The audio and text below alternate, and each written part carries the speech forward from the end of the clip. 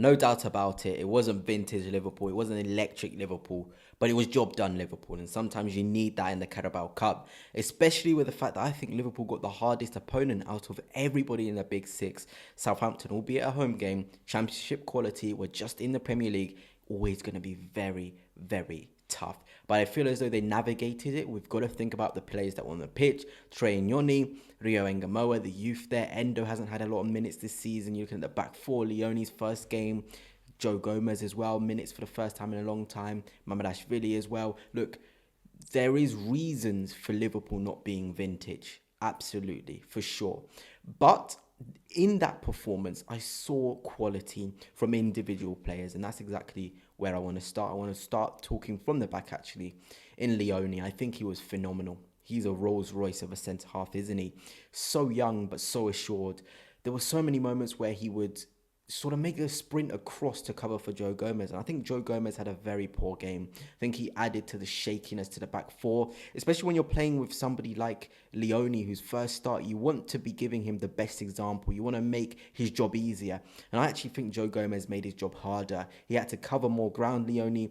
But my word, that's probably a good thing in the sense that we got to show his real quality.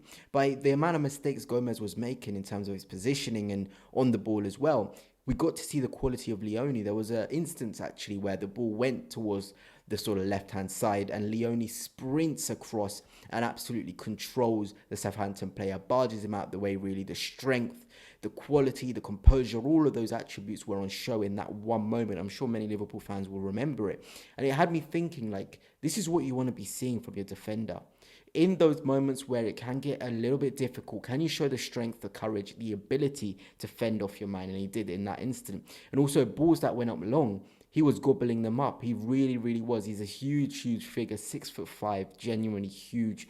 But the way he deals with the ball, on the ball, is impressive, isn't it, as well? His distribution, really nice. A couple of line breakers in there. Balls out to the right-hand side were good. A cross goal as well. This is a kid who you can tell was quality, has quality for sure. And I saw a lot of comments saying the young VVD.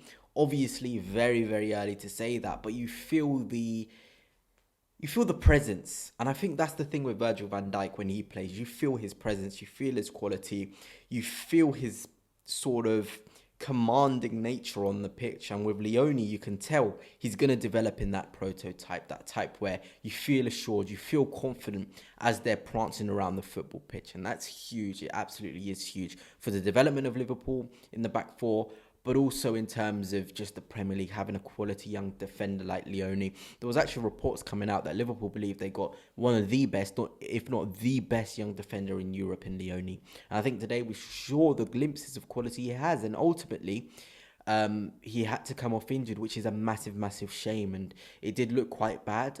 I wasn't quite focused in on the incident. I just saw him hobbling off. But that's not great. As I think Liverpool have done really well this season in terms of injuries to not only their first teamers, but the guys that can come off the bench as well. They've kept quite fit. A massive credit to your guys' medical team with Arsenal. I don't know what's happening to us. But hopefully Leoni's not out for a long time, because you can tell now versus Joe Gomez, if you asked a Liverpool fan on the basis of that performance, but also you know how good he was in Italy in terms of the raving reports about him, the compilations you've watched, I know they don't show the full story.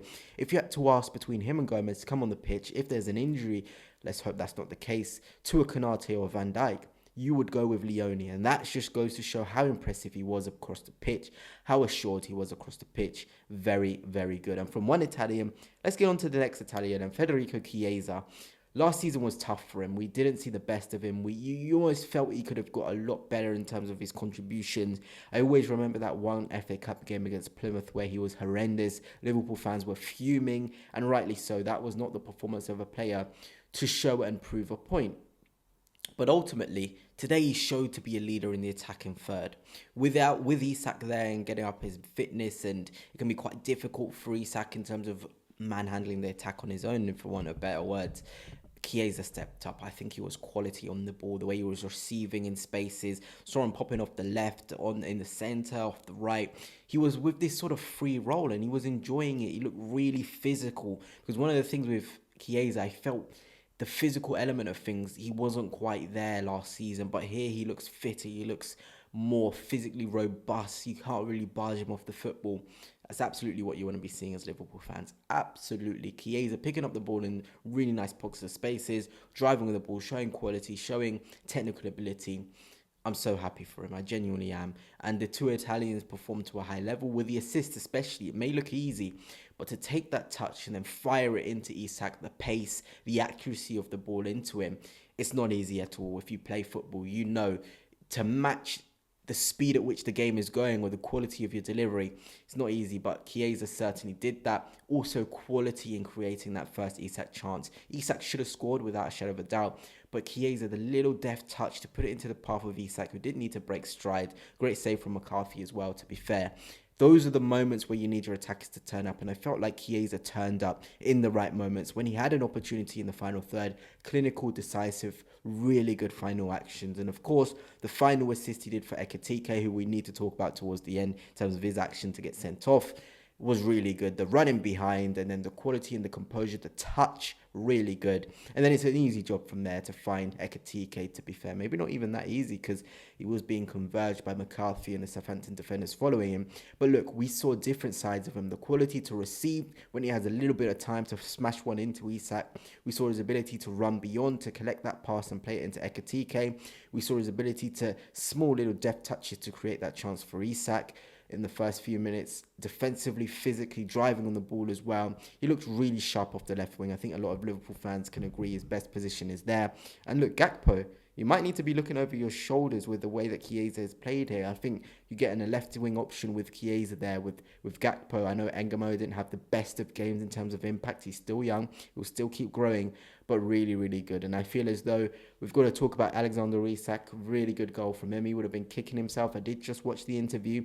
He was kicking himself for missing that early chance. But look, he looks sharp. He looks ready. And he's going to be needed against Crystal Palace. And getting that first goal is always huge. You see now everyone's talking about Vert 007. Not going to happen with Isak. A really, really composed finish from him. And hopefully he can just kick on. From an Arsenal standpoint, hopefully he doesn't kick on. But from a footballing Liverpool standpoint, you really want to see the best players, your players scoring and producing. And Isak has done so, which is really, really good for him. I feel as though we've got to talk a bit about the experienced guys. The Robertsons did his job, played pretty well. Frimpong was pretty solid as well in there. Curtis Jones probably didn't dazzle as much as I probably expected him to really take that game on the scruff of his neck. Leoni was pretty sound, pretty solid, I think, in there. You know, not really showing out in terms of a star performance, but really, really composed when he needed to be in, marking space. Some nice moments from him. Jayden Danns, I think, when he came off the bench was really good, actually. I think he collected the ball really nicely with some nice link play towards the end when Liverpool were defending with 10. And that's where we're going to end off. Ekitike, really silly from him. He knows it. He will be frustrated. And look, when you're at Liverpool, the competition, he knows Isak's breathing down his neck. He will not have want to do that. But again, another goal for him. Massive. But hey, this battle for the centre forward spot is going to be really, really interesting between Isak and Ekitike, who both scored against Southampton.